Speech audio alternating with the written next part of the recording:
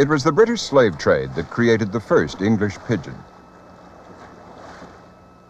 The ships that left Britain for West Africa spread English pigeons and Creoles to the slave plantations of the New World, returning home laden with rum and molasses, creating the wealth of ports like Bristol.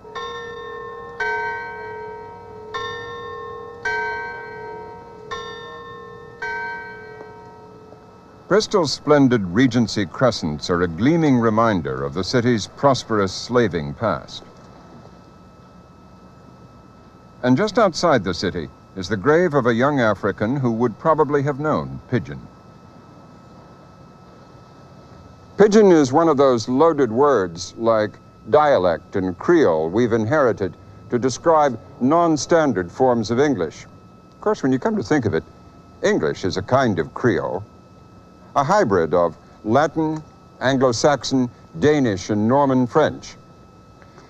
The slave trade created several varieties of what we now call Black English, a scattered family that includes an emerging British Black English, Caribbean Creole, Southern Black English, and African English.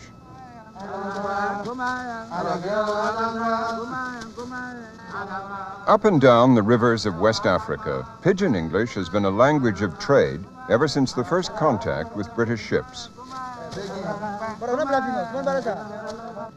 In Africa today, they still use Pidgin for everyday communication.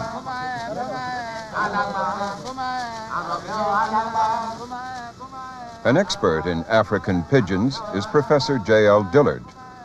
Many people think of pigeon especially as being an unfavorable term, and they think maybe in terms of meet Tarzan, you Jane.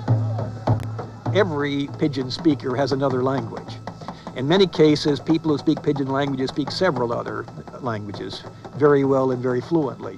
A West African who speaks pigeon English to another West African is not acknowledging the superiority of an Englishman or anything like that. It's his to do with the way he wants, and as long as he can make sense with it, he feels perfectly happy. The name for the pigeon around the world is talkie-talkie, talk-talk. It ain't no language, we just talk it. Freetown, Sierra Leone. Here, the national language, Creole, is an English Creole spoken by everyone, including the president.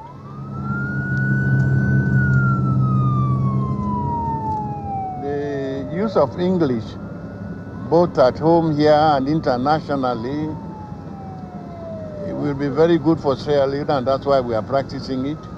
And the use of Creole locally, just as good.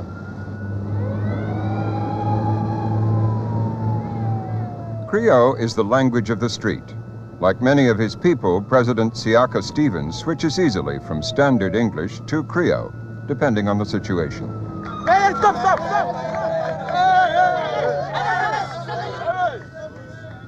Stevens recently resigned, but as president, he liked to buy fresh fish from the seashore on his way home from work. And Creole is always the language of negotiation. I come there twice, thrice a week, and I enjoy the bit of haggling and exchange. 50 last if you take the 50 last. How much you pay, sir? All this not sir. No, I don't want that. Where are you? Yes, sir. Well, where is this,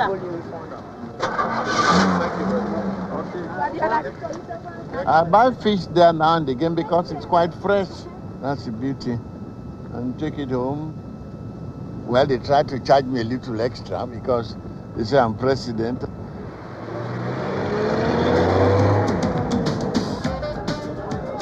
Creole is part of a family of African Creoles. Brought here by trade, Creole is being spread by trade. Olive Coker teaches English, but uses Creole in the marketplace. It includes universal pidgin words like savvy and pickaninny. Most of the communication in the market is in Creole.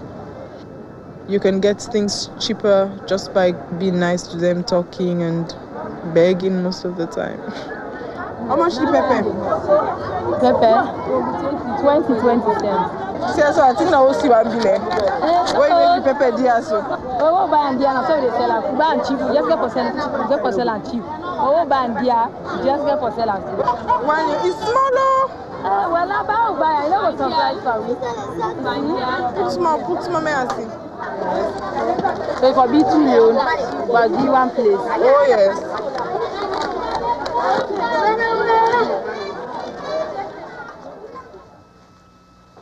Part of Shakespeare and the Bible have been translated into Creole. Its unique spelling conventions have recently been codified in a Creole-English dictionary. The Dr. Johnson of Creole is Professor Eldred Jones. The word for house is os. Shoe is sus. Trousers would be trousses. Eye would be yai. Ear, that would be yes. Nose would be nos. Mouth would be mot. Stomach would be belle.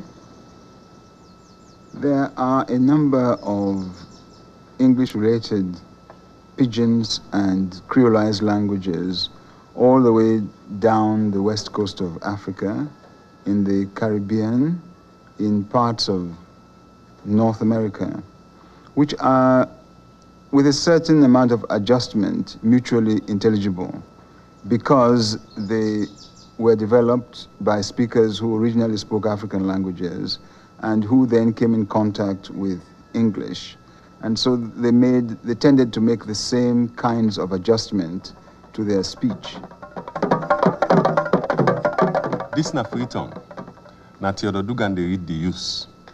President Shaka Stevens left State House na Freetown today for go work na Monrovia, when at the capital for Liberia.